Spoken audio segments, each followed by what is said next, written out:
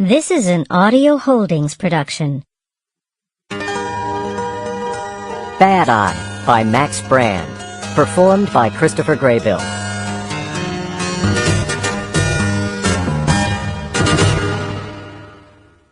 Bad Eye, His Life and Letters by Max Brand.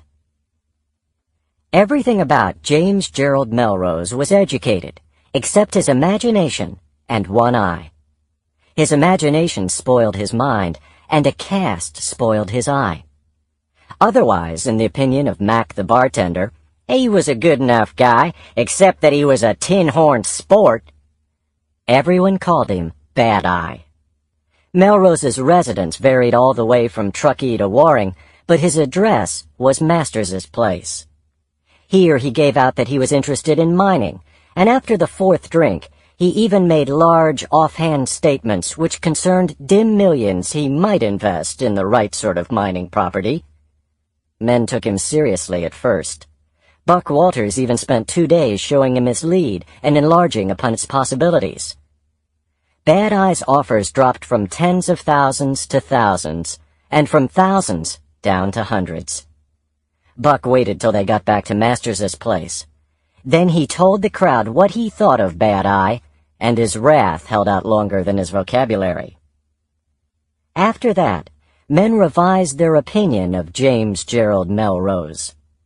They noted that toward the end of each month, he rarely bought drinks and spent his time hugging the stove. Then came a letter addressed in a small feminine hand and containing crinkling bills. The miners drew their conclusions rapidly. Bad Eye must be living on his womenfolk.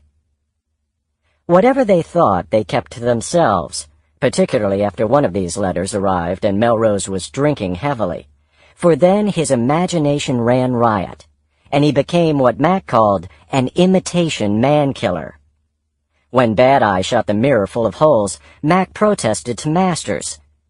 The owner was a big, good-natured man with a rather educated vocabulary, the repute of a fighter, and a gentle eye which belied his reputation.